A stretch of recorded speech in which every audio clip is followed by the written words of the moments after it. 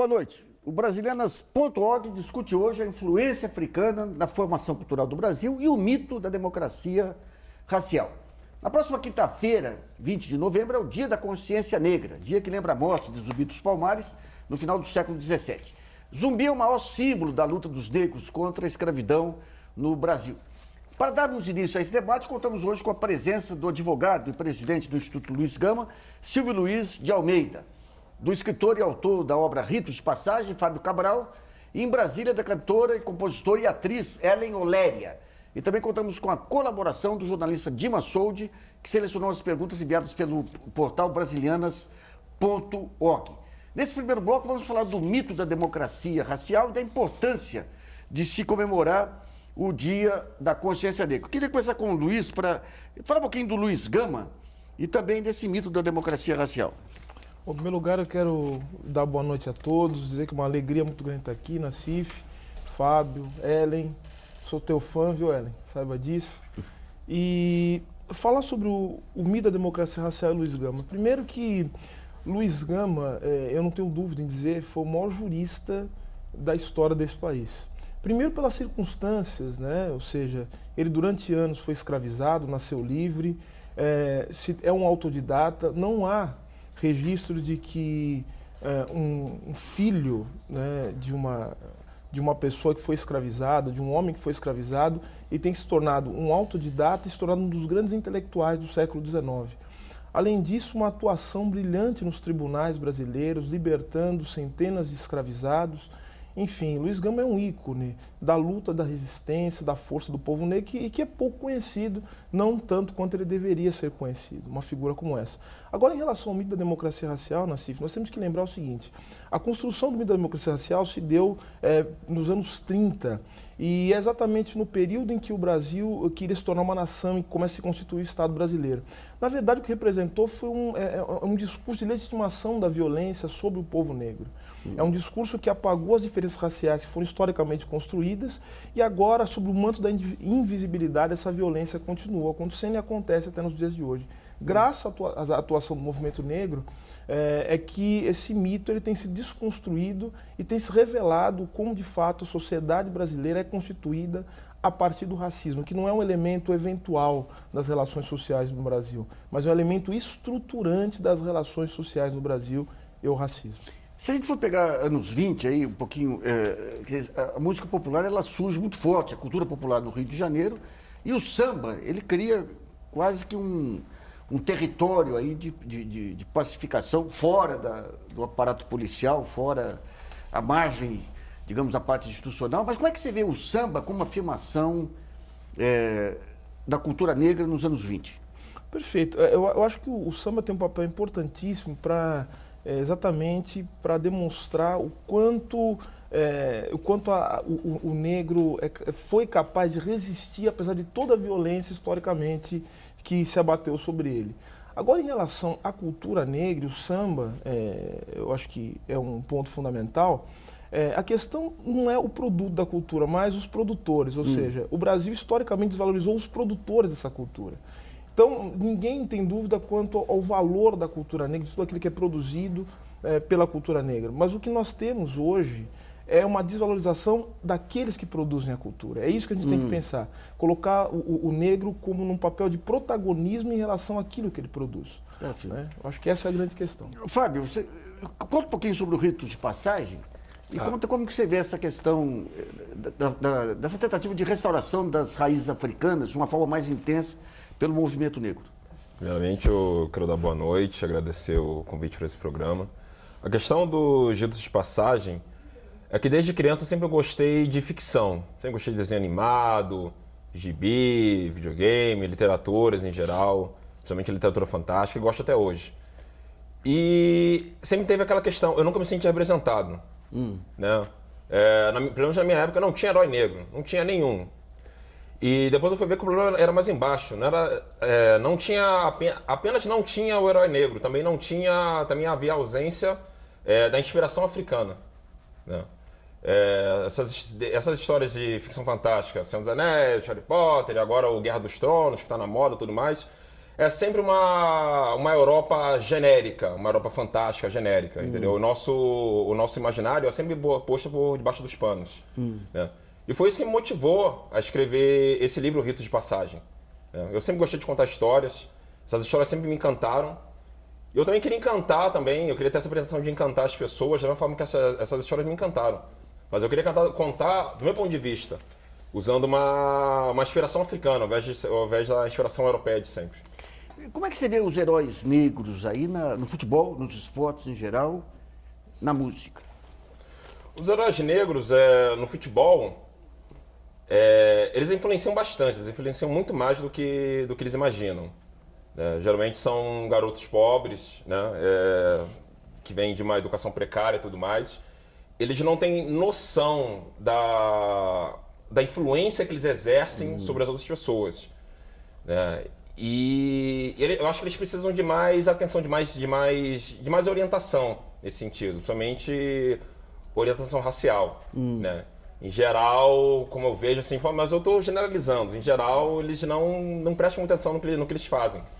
Mas teve a questão do goleiro Aranha, que foi uma coisa bem delicada. E eu gostei muito da forma como ele se posicionou. E nas redes sociais, em geral, principalmente nas redes sociais, ele foi muito crucificado. Ah, você tinha que perdoar a menina está chorando, tadinha da garota, mas ninguém se preocupou quão aquilo foi violento para com ele. As pessoas relativizam muito. Ah, mas só chamou de macaco. Não é só chamar de macaco. Toda uma questão histórica, toda uma violência cultural que está há anos, que todos sabem, mas... Deixa eu fazer uma pergunta que me intriga. Eu já tive algumas discussões com a parte do movimento negro sobre essa questão das raízes africanas, porque num certo momento, em alguns setores, que eu participei de alguns debates, aqueles valores da música, a Dona Ivone Lara, o Paulinho da Viola, o próprio conceito do botequim, que eu sou um admirador fantástico do ambiente do boteco, parece que passou a ser questionado porque colocaria, na opinião dessas jovens lideranças, o negro numa posição subalterna. Como é que você vê essa questão das influências brasileiras, africanas e americanas aí no movimento negro? Então, essas questões, elas dividem bastante. Eu acho que um problema recorrente nos movimentos em geral é a questão de determinar, tal coisa tem que ser assim, porque se não for assim, você está desvalorizando, você está coisificando, e aí eu acho que perde a questão da espontaneidade. Né? Eu não acho que a questão de valorizar o samba, por exemplo, vai colocar para baixo, vai colocar numa posição subalterna esses grandes artistas. Né? Porque eles se expressam na linguagem que eles gostam, que eles entendem. Né? E esses estilos musicais merecem tanto respeito quanto tantos outros. Né? Eu gosto muito de ouvir rock heavy metal. E a gente sabe que rock foi inventado por criação negra, a gente sabe disso. Né? Mas aí colocam, Elvis Presley, rei do rock e tal, tudo mais. Elvis Presley, ele ouvia os pais do rock, ele ouvia. Né? Tem até uma música do Living Colour, né, Elvis is Dead, que tem um trecho que ele fala, um homem negro ensinou Elvis a dançar e aí ele foi eleito rei do rock. E aí hoje tem uma questão, mas você não devia ouvir heavy metal é música de europeu, não sei o quê. Não, a questão é que eles se apropriaram massivamente disso, mas não é música de europeu. Até porque alguns dizem que quem inventou heavy metal foi o Jimi Hendrix, né? Exatamente. Ele tocava a guitarra até com os dentes. E pegando a música, eu quero ir para Brasília aí com a Ellen Oléria. Ellen, conta um pouquinho do que é a música negra em Brasília. E a sua carreira especificamente. Bom, primeiro quero saudar todo mundo que se uniu nessa noite para fazer esse debate que para nós é tão caro. Né? Eu acredito que, inclusive, é muito bom poder estar junto, rememorando as coisas que que para nós são tão determinantes, né? A gente está falando de tradições, a gente está falando de linhagem, está falando, inclusive, além desse olhar no passado, a gente está falando de um lugar presente com os olhos no futuro, né? E essa presença, essa herança que a gente recebe na música, nas artes, eu acho, de uma maneira geral, mas talvez o meu olhar já esteja tão marcado dentro do recorte da música, eu só posso dizer que a minha vida é celebrar essa herança ancestral. E não só, os rapazes estavam aí comentando sobre essas diversas vertentes, né? Inclusive dentro do próprio samba, o samba é um galho que se dividiu muitas vezes, né? A gente tem o partido alto, a gente tem o samba-canção, mas a música negra, entendida dentro dessa presença e dessa conexão com a herança africana, ou mesmo afro-brasileira, eu acho que é mesmo só um galho, né?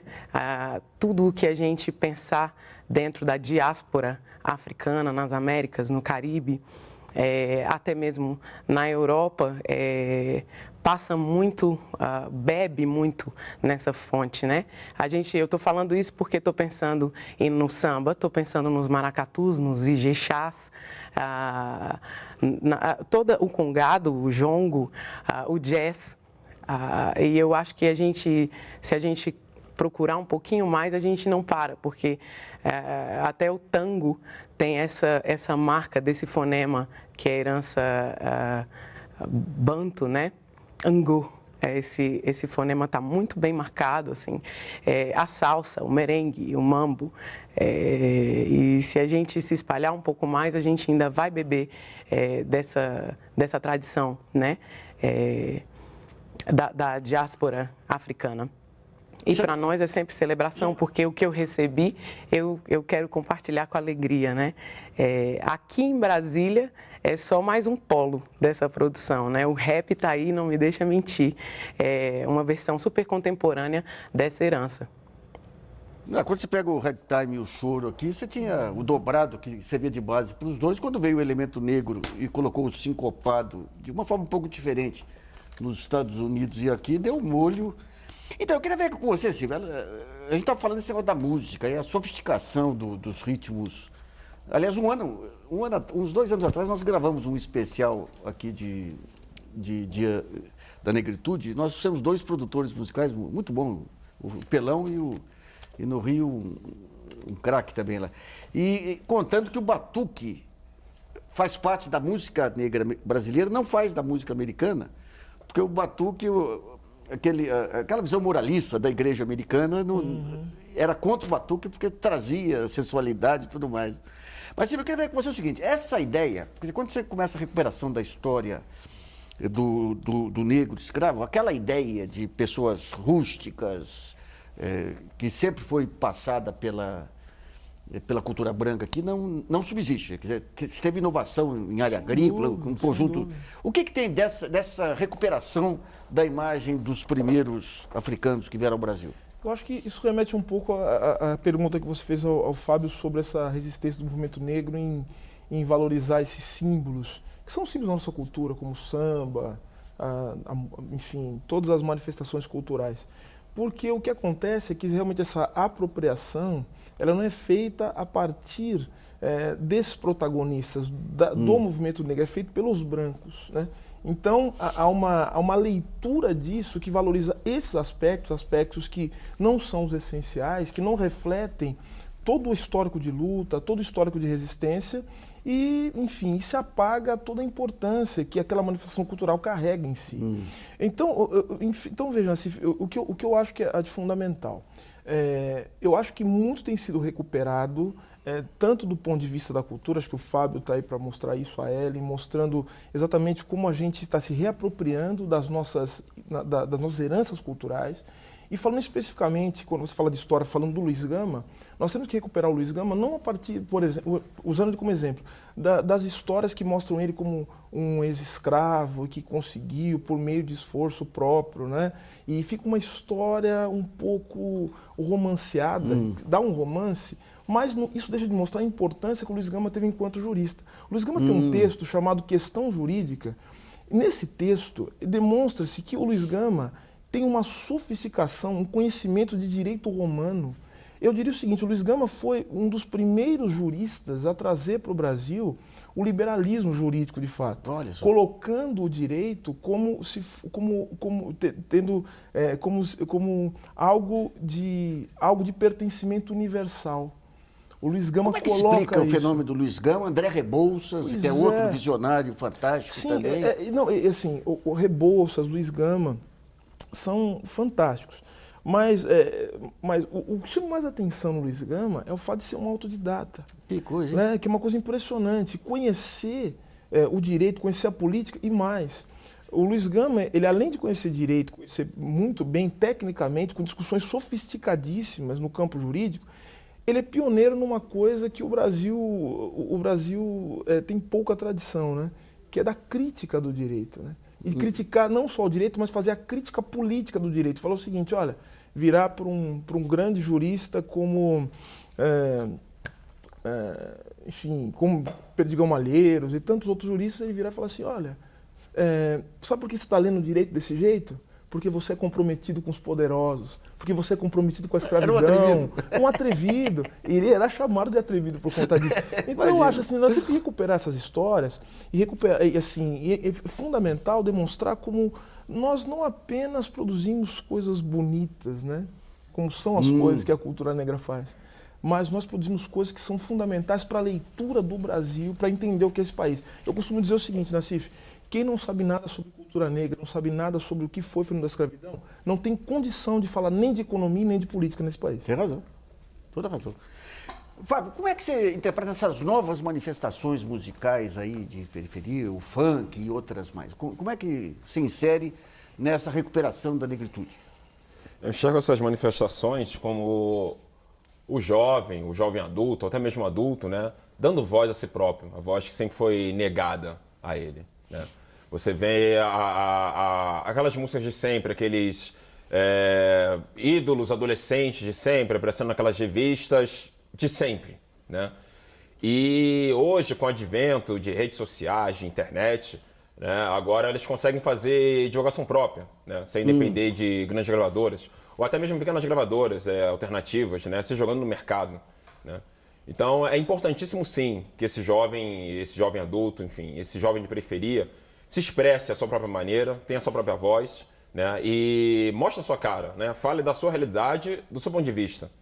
Porque é importante que cada um fale do seu próprio, com a sua própria voz para mostrar para o mundo que ele também existe, que ele também está lá, que ele também faz parte desse grande diagrama do mundo. Eu tenho um livro chamado O Menino de São Benedito, que eu lancei em 2002, 2003, até foi finalista do Jabuti. São Benedito era onde eu morava, lá em frente a um lago lá, e eu convivi com os congos lá, com congada. Toda a minha infância e adolescência eu convivi com os congos e congadas. Eu voltei lá para lançar o livro e havia os caiapós, que eram os índios lá, os caboclos. Eu voltei para lançar o livro justamente no dia 13 de maio. E percebi o seguinte, os caiapós, que eram da zona rural, tinham caiapós de todas as idades. Quando você entrava nos congos, ou tinha os congos muito velhos, já, dos anos 70, ou a rapaziadinha, ou a criançadinha. Todo aquele meio campo de idade tinha ido ou para o samba ou para outros... E como é que você vê essa questão das manifestações históricas, aí, Congo e outros aí? Tende a se perder com o tempo? Algumas coisas se perdem, outras não, mas acho importante preservar, dar uma roupagem nova. Eu não sei, infelizmente eu não sou músico, né? Eu só tenho voz, mas eu não sei. Vou ter voz boa, né? Obrigado. Né? Infelizmente eu não sou músico, mas eu gosto muito de ouvir música, né? Atualmente estou gostando muito de ouvir música contemporânea africana, né? De diversas partes do continente, né? Muitos músicos do Mali, músicos de Uganda, da África do Sul, enfim. A África do Sul tem um ritmo aí que é uma coisa fantástica. Né? Tem uma cantora chamada, eu não sei se vou pronunciar corretamente, Sinfuidana. Ela é de etnia Xhosa, que é a mesma etnia do Mandela. Ela tem uma voz sensacional, ela é espetacular. E o coro deles Sim. lá é uma coisa... Não, mas é engraçado que quando você vê na rede social, classifica ela como etno-jazz. Mas como assim jazz étnico? Jazz é nosso, por que você tem que botar lá o étnico? Não faz sentido, né? Enfim. E aí eu vejo nessa música contemporânea africana, né, uma releitura dos ritmos tradicionais, com essa roupagem nova, com esses apetrechos eletrônicos, todos esses recursos que a gente tem hoje. Eu acho isso importante revitalizar. É importante você manter o que teve, mas também é importante você seguir adiante, né? Olhar para frente. Eu também é dessa forma que eu escrevo, dessa forma que eu enxergo a literatura. Você olhar para frente, não você ficar preso muito ao passado. Então, perguntar para ela, como é que é, digamos, aí em Brasília, essa questão, a gente está falando o mito aí da democracia racial. Como é que se recebe, digamos, o tipo de música que você faz e quem é o grupo que você tem aí de parceiros e seguidores dentro dessa ótica musical? Eu acredito que a música é uma grande diluidora de fronteiras, né? Então, a música que faço, acredito que é para chegar a quaisquer tipo de pessoa, de qualquer geração, de qualquer pertencimento étnico-racial, de qualquer parte do globo, inclusive. Porque eu acho que a língua dentro da música é apenas uma dimensão e ela não cria limites, né? Muito pelo contrário. Eu acho que gera outros níveis de curiosidade, de envolvimento, de interesse, e inclusive de aprofundamento, que a gente escuta diferente, né? Estou falando como uma ouvinte de Björk também, que eu escuto várias coisas, e a língua é realmente uma dimensão da canção, né? E ouvindo sobre toda essa coisa, e eu acho para falar sobre enfrentamento do racismo, a gente precisa falar de um pertencimento muito mais complexo, né? Nenhum olhar simplista sobre a cultura, sobre a tradição brasileira daria conta desse cenário complexo. E eu acho, inclusive, que é muito importante não perceber a música em nenhuma manifestação cultural de uma maneira arborescente, né? Eu não acredito em processos evolutivos e eu acho que tudo é muito mais complexo, muito mais rizomático, né? A gente estava falando sobre essa questão temporal, espacial também.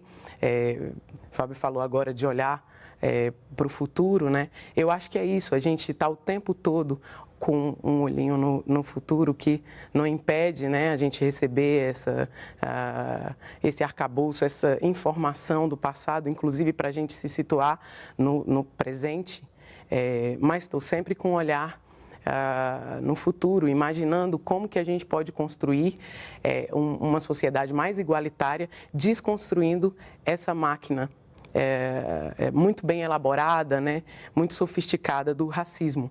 E eu acredito que a arte tem sido uma das ferramentas poderosas para desconstruir esse cenário. Inclusive porque eu acho que a nossa geração está colhendo os frutos desses movimentos negros, e eu acho que para falar de movimento negro a gente precisa falar no plural, porque de fato são várias correntes, vários pensamentos e redes de atuação.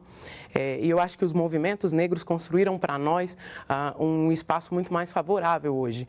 A nossa geração está ocupando os lugares, e eu acho que de uma maneira muito mais determinante, porque a gente está falando de acessibilidade. A população negra hoje tem mais acesso à TV e aos processos decisórios, aos processos políticos, do que há 30 anos atrás, há 40 anos atrás. E isso graças a essa resistência, a essa luta incansável, né, da nossa gente. E estamos juntos aí, continuando a batalha. E aqui vai em homenagem ao meu amigo Almeida, que está com 78 anos, nos anos 60, foi o primeiro negro a pular na piscina do Espéria, que não aceitava negros, e junto com negros classe média, eles faziam no Clube Elite uma vaquinha para conseguir dar condições de ensino àquelas crianças mais promissoras aí. Vamos a uma pergunta selecionada pelo jornalista Dimas Soldi. O programa é gravado e as perguntas já foram enviadas e selecionadas aí do site brasilianas.org. Dimas.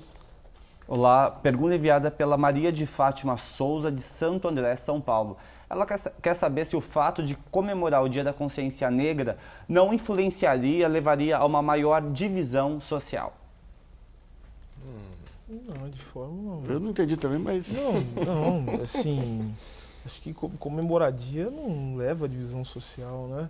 Até porque a nossa sociedade já tem as suas divisões bastante profundas, né? Inclusive o racismo é um dos elementos que faz com que essa divisão exista. Acho que o Dia da Consciência Negra tem exatamente o sentido de nos fazer refletir sobre essas divisões que já existem, né? E acho que pensar, o Dia da Consciência Negra é um dia para a gente pensar o seguinte: bom, como é que a gente pode fazer para fechar essas rachaduras, né? Para fazer com que, acho que como o Fábio e a Ellen falaram, como é que a gente, a partir de um olhar sobre o passado, a gente entende o presente e projeta o futuro. É isso. Essa é a ideia. Bom, vamos para o primeiro intervalo e brasilianas.org volta já.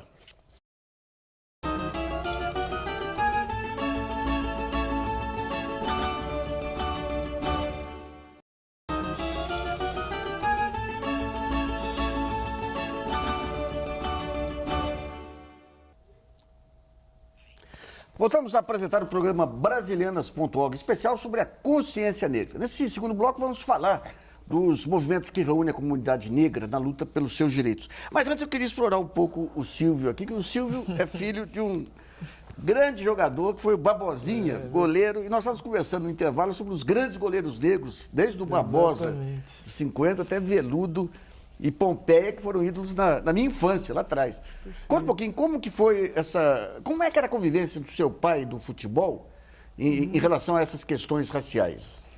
Então, eu acho que o meu pai, que inclusive deve estar nos assistindo, né? Quero mandar um beijo enorme pro meu pai.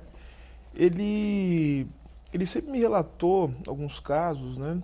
De discriminação, assim, bastante evidentes, mas que à época, por conta do contexto social, isso aí não ganhava Eu fôlego. posso dar meu depoimento? Pode, claro. Eu estava te falando antes, que meu ídolo era o Barbosa. E a gente brigava porque se dizia o seguinte: não, o negro não tem estrutura emocional nas horas decisivas. É isso mesmo. Veio o Pelé e arrasou com eu essa... Eu acho que o livro do Mário Filho, né, O Negro no Futebol Brasileiro, um clássico da sociologia, fala muito bem disso, né?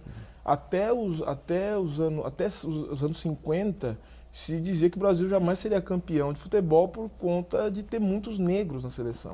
Então você perceba que mesmo depois da construção do mito da democracia racial, o racismo científico ainda pautou o nosso olhar sobre a questão racial no Brasil até 58, né, quando os negros arrasaram. Meu pai sempre me contou essa história e, assim, eu acho que meu pai foi um dos poucos goleiros negros que conseguiu ter sucesso, né, um sucesso no futebol. Ele foi titular do Corinthians durante algum tempo, mas logo depois parou de jogar futebol, se aposentou, enfim, mas me relatou situações difíceis, né?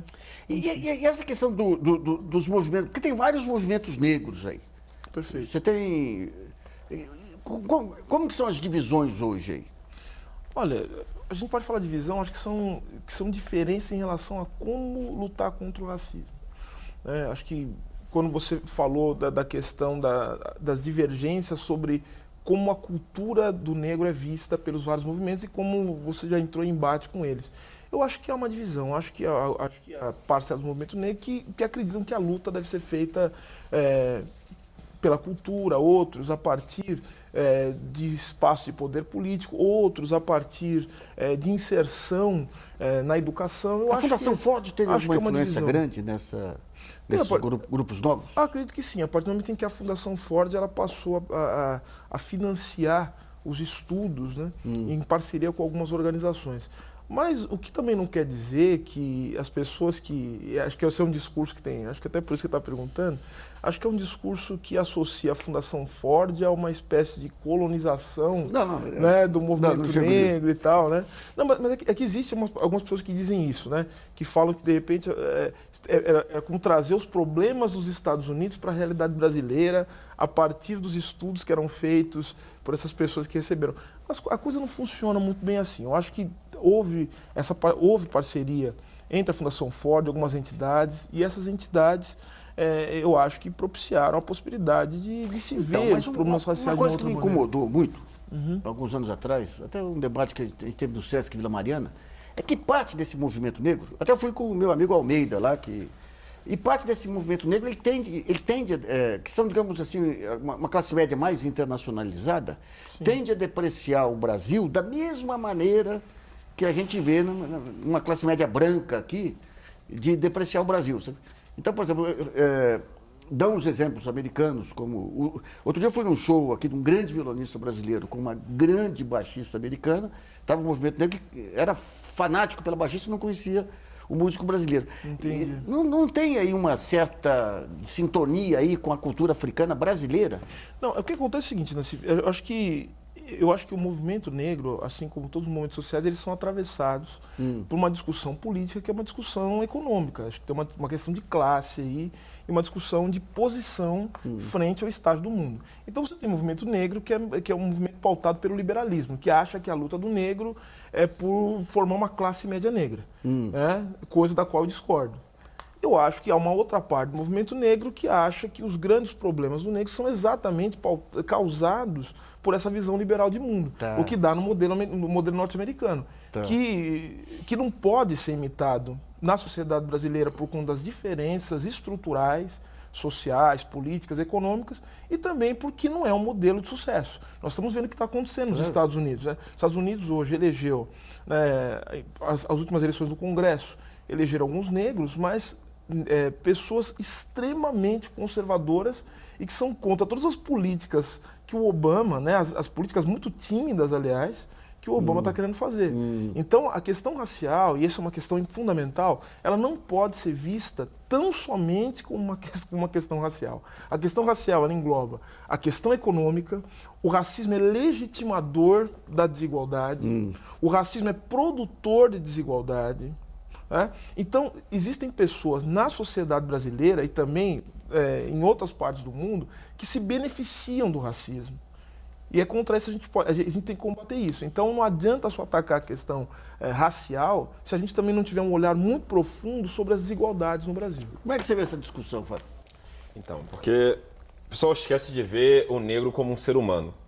Mas isso não tem nada a ver com o dia da consciência humana. Isso é uma outra história que isso não tem nada a ver. Que o pessoal fala, mas tem que ter consciência humana. Não tem que ter dia da consciência negra sim, porque tem que ter os movimentos sim, pra gente discutir essas questões sim. Racismo só vai melhorar se a gente falar sobre isso. Não tem essa, não vamos falar sim. Né? E a questão dos movimentos negros, que como a Ellen falou, são movimentos, são plurais. Entendeu? Do meu ponto de vista, todo negro agindo é um negro em movimento. Tá? Eu não vejo divisão, eu vejo pessoas seguindo os seus próprios ideais. Né? Eu falei de, mas os movimentos são um problema geral, porque os jogadores precisam de orientação. Esse é um ponto de vista. É um ponto de vista arrogante, eu sei disso, porque esse é o meu ponto de vista. Mas, na verdade, cada um está fazendo o melhor possível. Entendeu? Tá fazendo o melhor possível para melhorar a si próprio, para melhorar as pessoas com quem se importa. Né? E, como o Silvio falou, não pode ver a questão racial puramente como uma questão racial. Vamos botar uns negros ali e acabou. Por exemplo, vamos eleger Mariana Silva e está tudo certo. Mas se você não concorda com as políticas dela, não faz sentido. Você vou votar nela porque ela é negra. Né? Eu estava conversando ontem com um colega angolano, né? Que eu vejo uns amigos meus falando, eu vou para Angola, vou para Luanda, tudo lindo, maravilhoso. Não é bem assim. Não é bem assim. Não é bem assim. Porque tem um grupo político lá, o MPLA, que está lá há 38 anos, entendeu? Que está envolvido com bastante casos de corrupção, de lavagem de dinheiro, né? Desvio de dinheiro público e tudo mais. Né? Então, e são todos negros. Mas isso também não quer dizer que, tá vendo, olha lá, o negro é igual ao branco e tal. Isso também não é pra deslegitimar. O pessoal também adora usar esse discurso. O negro faz igual, então não vamos lutar pelo negro. Não, vamos lutar sim, porque racismo causa problemas sérios, sim. Entendeu? Então a gente vai lutar sim, mas... O que a gente pode entender, então, você tem o movimento negro, as diversas formas do movimento negro, mas estão todos debaixo desse grande guarda-chuva das políticas de inclusão, das minorias. Sim. Esse a gente não pode, assim, veja, a gente tem que... A luta racial, ela tem uma materialidade. O racismo, ele se manifesta objetivamente. O racismo não é apenas uma ideologia entendida como uma opção do racista ou então como um posicionamento de consciência. O racismo, ele estrutura relações, ele forma a subjetividade das pessoas. Então, note, não é necessário que ninguém te barre num lugar. Eu sou professor universitário, sou doutor em Direito, não precisa me barrar num lugar ninguém me barra nas universidades em que eu atuo, mas é só olhar do lado e perceber que eu sou o único professor negro, um dos únicos. E o racismo já está colocado ali naquela relação. Porque eu vivo num país em que a maior parte das pessoas são negras e eu sou um dos poucos negros que conseguiu atingir aquela posição. Então o racismo está presente objetivamente. Então a gente não pensar como é que o racismo se estrutura, o racismo não está apenas no ato, ele está também no não dito, na ausência, na invisibilidade. É essa invisibilidade, e mais do que a naturalização do racismo, está havendo uma normalização do racismo. E é isso que está vitimando os milhares de jovens negros todos os anos nas periferias do Brasil. Ellen, você vê a música aí como algo mais amplo, até essa questão de ter uma afirmação negra na música não é necessário, porque a música é fundamentalmente negra aqui no Brasil, né? Mas como é que você vê essas formas de manifestação musicais aí da periferia, das grandes cidades e tudo, como expressão, digamos, de uma luta? Inclusive, eu acredito que qualquer canção que eu venha a tocar seja até mais fácil chamar de música negra, né? De alguma maneira, eu sinto que a gente se encontra dentro das manifestações e eu acho que isso não é divisão, né? Isso é muito mais multiplicar do que dividir. Mas, para além da música, inclusive, que eu acredito que a política eu acredito que a música é o meu projeto político no mundo, mas eu acredito que o meu projeto político também passa por diversas outras dimensões, né?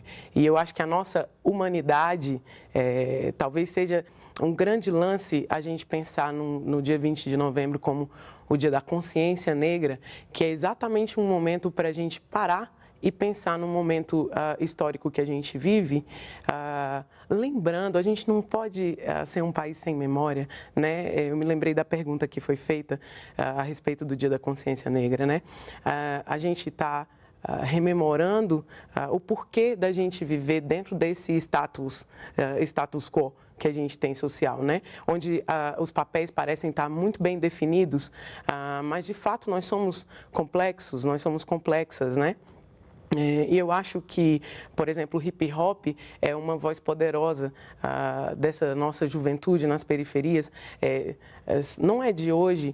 Eu me lembro de estar lendo um pouco sobre a história do samba no Rio de Janeiro e encontrar relatos de músicos que não tinham condições de comprar um instrumento, aí ganharam um pandeiro de presente para poder tentar não apanhar da polícia ao estar transitando pela quebrada, né? Eu sou músico, né? A pessoa tem um instrumento para mostrar. A gente continua vivendo um cenário de violência que marca o nosso corpo, né? Como um corpo suspeito.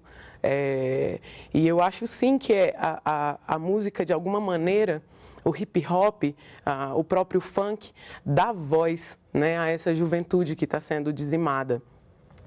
Talvez para abrir janelas também para essa juventude começar a se inteirar do que são os processos políticos, do que são os processos decisórios dentro da nossa nação e intervir de uma maneira mais ativa. Né? Não adianta a gente estar falando do carnaval enquanto uma festa de celebração e com essa larga tradição que põe, que visibiliza, né, a nossa presença negra no Brasil, sem conseguir nos ver para além das cordas, né? Quem já pulou carnaval sabe do que eu estou falando. Essa linha que separa o público pagante do público que faz o carnaval, né? Eu acho que a música faz isso. Dentro da música a gente ainda consegue evidenciar o que é esse cenário racial, né, estipulado, estabelecido. Mas eu acredito sim que a gente está vivendo um momento histórico muito agudo, muito pungente. Eu acho que a gente está ocupando os espaços, a juventude está percebendo o real poder de intervir nessa máquina. E a gente está conseguindo construir outras formas de expressão onde nós sejamos visibilizadas também. Bom, vamos a mais uma pergunta selecionada pelo jornalista Dimas Soldi. Lembrando que o programa foi gravado e as perguntas já enviadas pelo site brasilianas.org. Dimas. O Ricardo Silva, do Rio de Janeiro, ele pergunta se as redes sociais e a internet, elas ajudam na organização dos movimentos sociais da população negra. Emendando aqui se a mídia, se a internet é uma mídia mais democrática.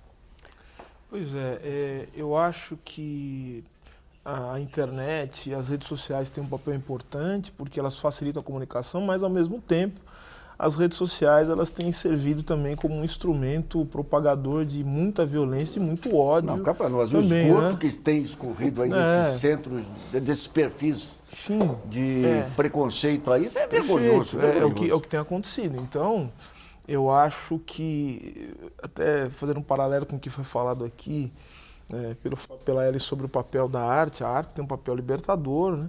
Mas ao mesmo tempo a arte também foi usada várias vezes para você legitimar situações de profunda opressão, e eu acho que esse é o papel um pouco. As redes sociais, elas, ao mesmo tempo que podem difundir ideias, aproximar as pessoas, elas também servem também para dividir as pessoas. A gente viu, né, a gente vê os casos, os episódios, tudo Luiz Gama, a gente lida com isso, com episódios de racismo difundidos pelas redes sociais, as pessoas não têm mais qualquer tipo de pudor, saiu do armário, enfim. E a gente viu nas eleições, né? Ou seja, como está sendo chocado o ovo da serpente, né? Então, a gente tem que tomar um pouco de cuidado, porque, na verdade, a gente não pode perder a dimensão do que é a política. A política é o lugar do encontro, né? Ou seja, a política é uma ação se dá dentro do espaço. As redes sociais, elas ajudam a aproximar as pessoas, a fazer as pessoas se comuniquem, mas elas não substituem o papel fundamental, que é o papel da ação política transformadora, que é de você estar lá junto com as pessoas discutindo. Acho que isso é fundamental. Vamos para o segundo intervalo e brasilianas.org volta já.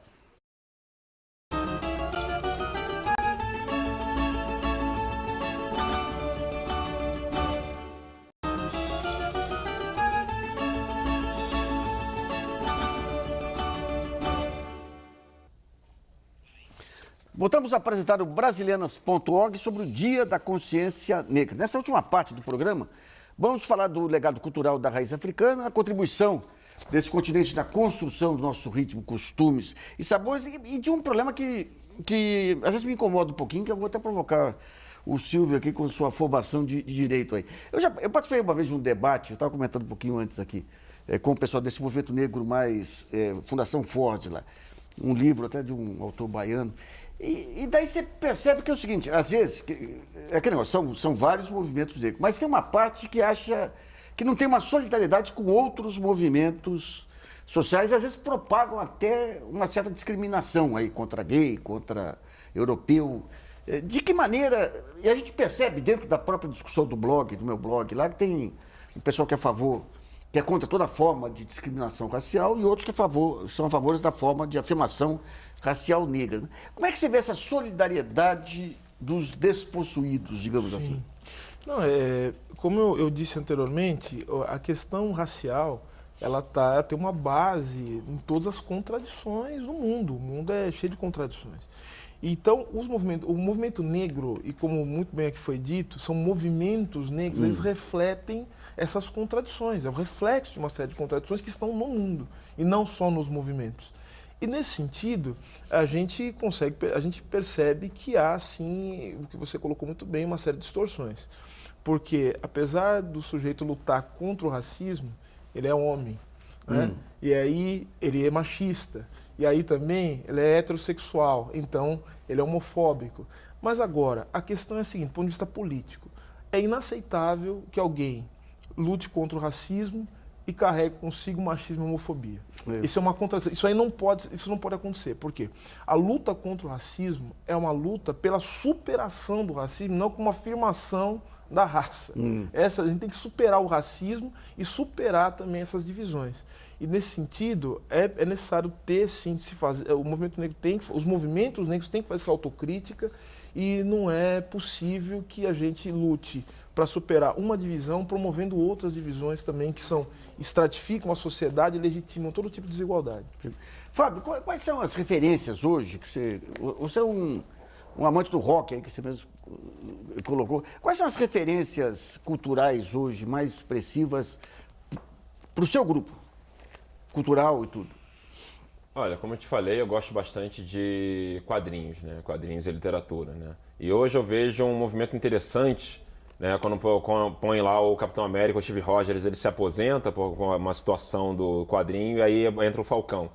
Mas assim, quando a Marvel anunciou o novo Capitão América será o Falcão. Por uma questão da história, se você acompanhar a história, você vê que aquilo foi coerente. Mas aí a mídia brasileira fala, o novo Capitão América será negro. Aí vem um monte, vem um chorume enorme e tal, porque é negro, politicamente correto e tal. Isso é um absurdo, entendeu?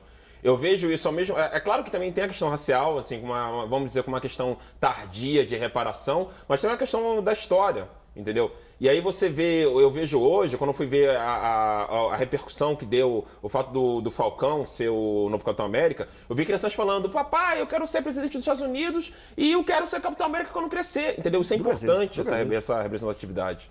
O Joaquim Barbosa foi importante para essa afirmação?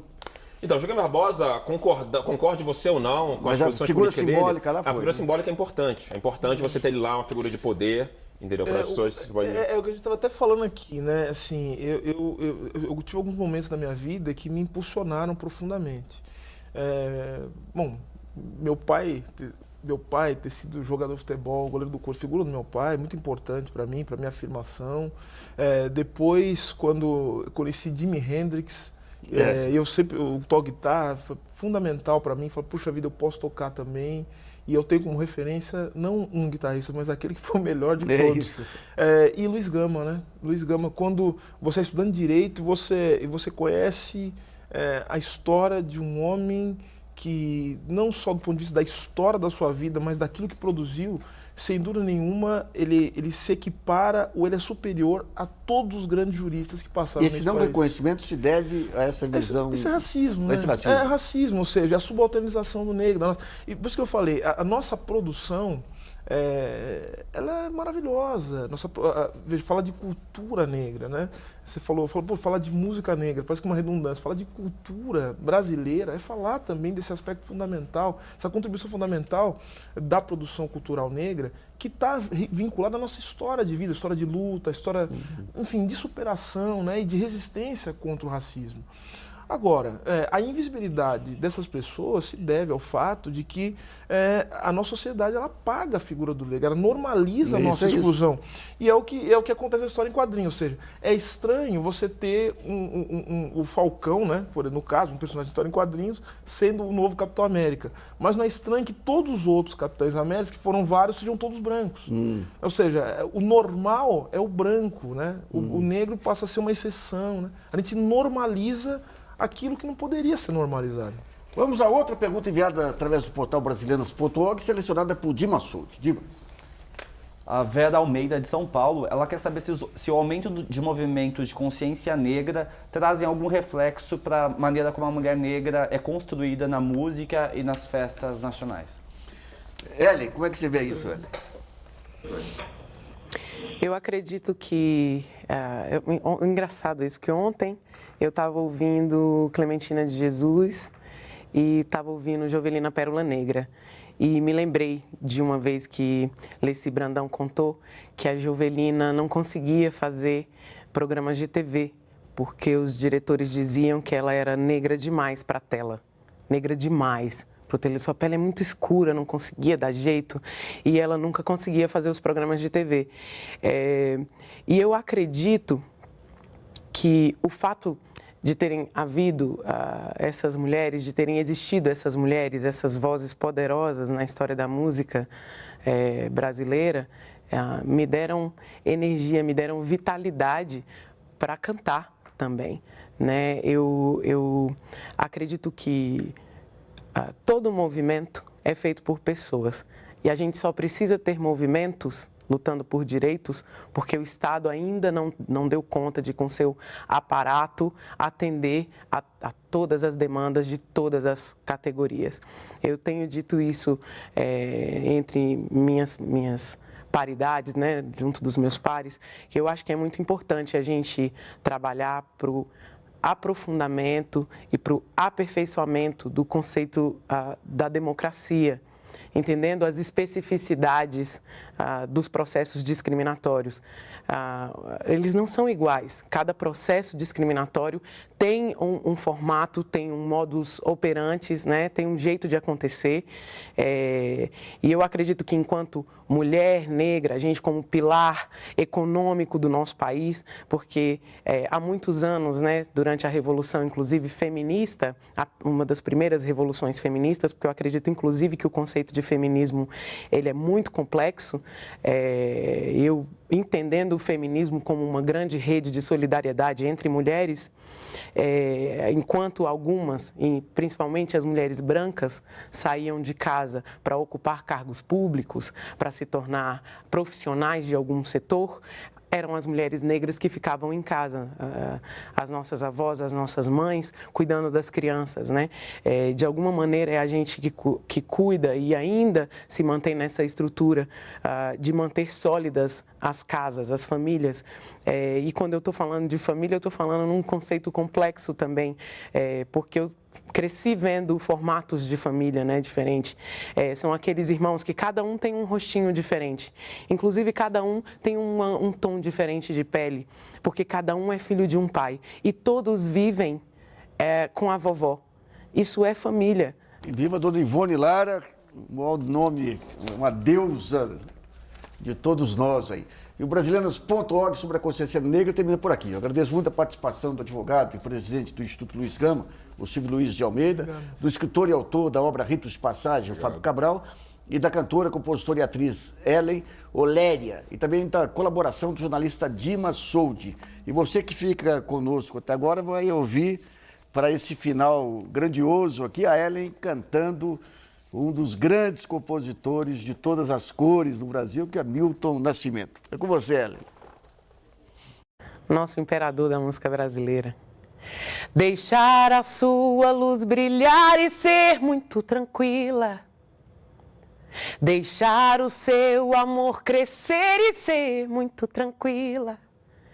Brilhar, brilhar, acontecer, brilhar, faca molada. Irmão, irmã, irmã, irmão de fé, faca molada. Faca molada. Mas é preciso ter força, é preciso ter raça, é preciso ter gana sempre. Quem traz no corpo uma marca, Maria, Maria, mistura dor e alegria. Mas é preciso ter manha, é preciso ter graça, é preciso ter sonho sempre. Quem traz no corpo essa marca possui a estranha mania de ter fé na vida.